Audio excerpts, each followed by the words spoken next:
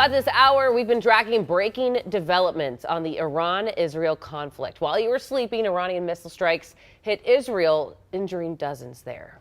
This attack just the latest in the back and forth strikes between the two countries over the past week. Good morning, everyone. Time now 6 o'clock. I'm Jason Hackett alongside Alicia Lewis. Yeah, Michelle Beck has been tracking all the latest developments overnight from the live desk. But first, we do have to get outside to John Ziegler with a look at your forecast. John, I know you got some tea times set up, and it's not bad. It's going to be hot, though. It looks great. If you're going to be out there this weekend, stay hydrated. I'm packing waters. You got to stay hydrated. You know, it's easy to forget, but yeah, I'm seriously, I'm definitely reminding myself, and I've got them stacked into the bags, so I force myself to drink them. Actually, in fact, I'm already drinking double the water this morning. Just trying to stay extra hydrated.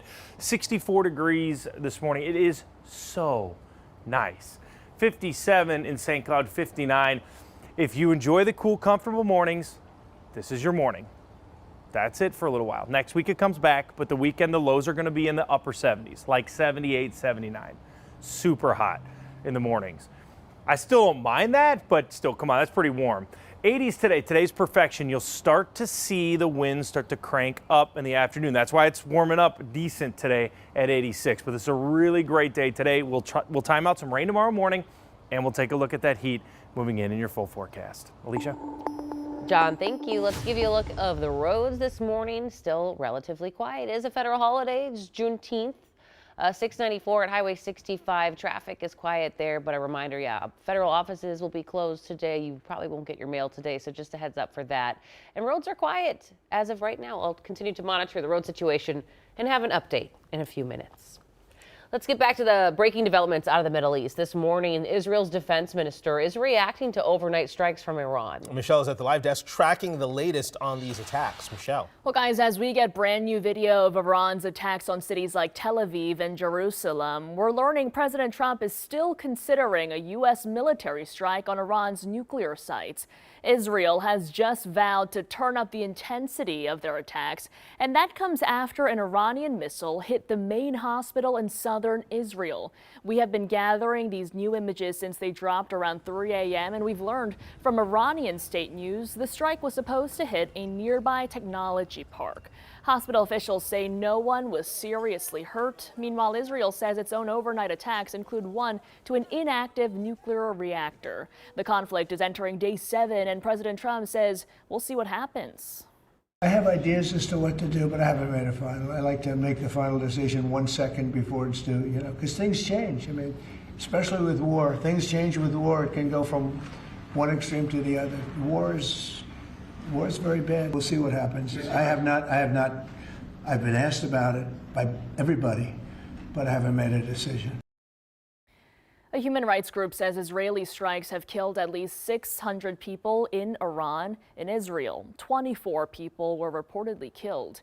Here at home, many people are protesting against the violence. Even tonight at 5:30, you'll see the Free Palestine Coalition demonstrating outside the Minneapolis Federal Courthouse Plaza. Back to you. Michelle, thank you very much. Right now, police are keeping a close eye on the Hortman house about 24 hours after someone tried to break in. That breach happening just days after Speaker Emerita Melissa Hortman and her husband Mark were killed. Audrey Russo is live from Brooklyn Park this morning with more on the investigation. Audrey.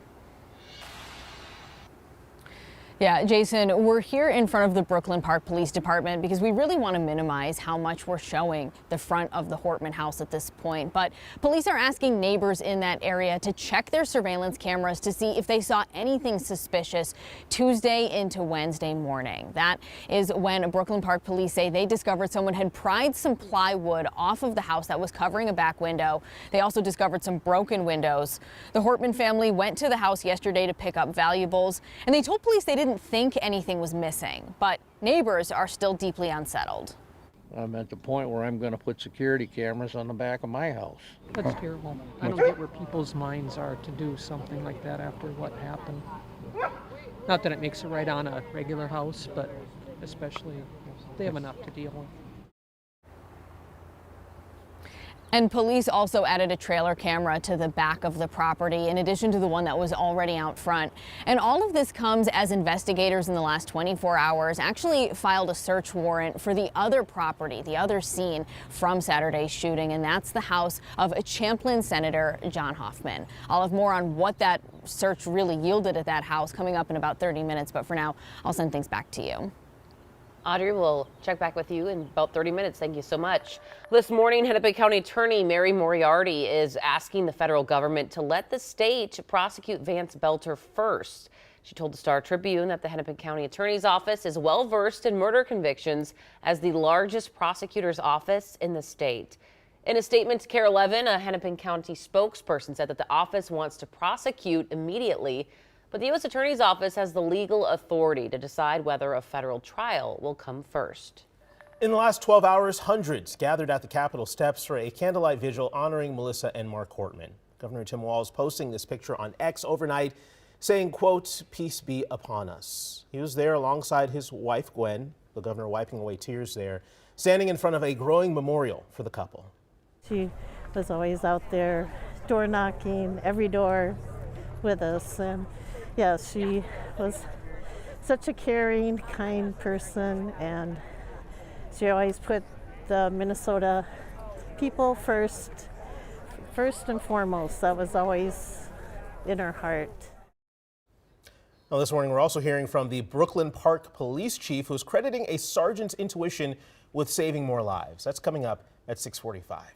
Meantime, your time 6:06 here on your Thursday. If you have a student that's planning on attending the U, you're going to want to hear this story. In the last 24 hours, the U of M's Board of Regents passed a new budget, and that does include a tuition increase. In a 9-3 vote, Regents passed 6.5% tuition hike for in-state undergrad students at both the Twin Cities campus and Rochester campus, 7.5% for out-of-state students.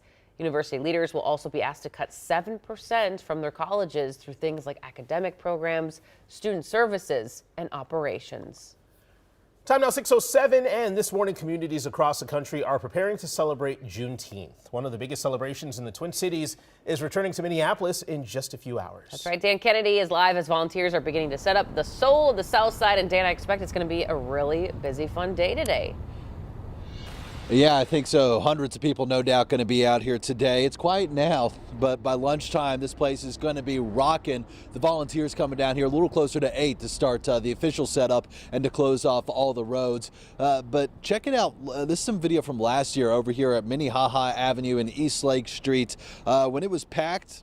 The theme this year, though, it says it all. It's a little different this year. It's Family, a Revolutionary Force, honoring the resilience and power of black families as the foundation of our communities.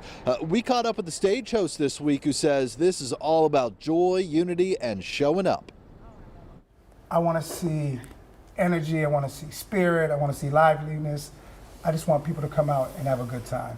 Also, the DJ is going to be Drunken Monkey on the main stage. I'm looking forward to see him spinning. So I just want people to come out and have a good time. All right, so you got the DJ you just heard about there. You also have 13 live bands, 10 food trucks. You got a kids zone with a bounce house and a place to take some family pictures. Alicia and Jason, you got music, food, and family. Really, what more could you ask for on a beautiful day? That sounds great. Thank you so much, Dan. Yeah, the bounce house. You'll see Jason. He's going to be out there. He'll probably be in the bounce house. I'll be in the bounce house probably, yes, with the chicken leg in my hand. It's going to be a lot of fun. I cannot wait to be out there with everybody else. It's all about joy and celebration and community. It's going to be a great day. And they're going to ask for better weather for sure. And as Dan just mentioned, Soul of the South Side is going to be at the intersection of Minnehaha Avenue and East Lake Street. And for the first time, the event is going to close down 27th Avenue. So plan accordingly. If you do need a ride or a lift to get there, Metro Transit is offering free rides for the event. So go to their website, take a short survey, and then you can download your free pass.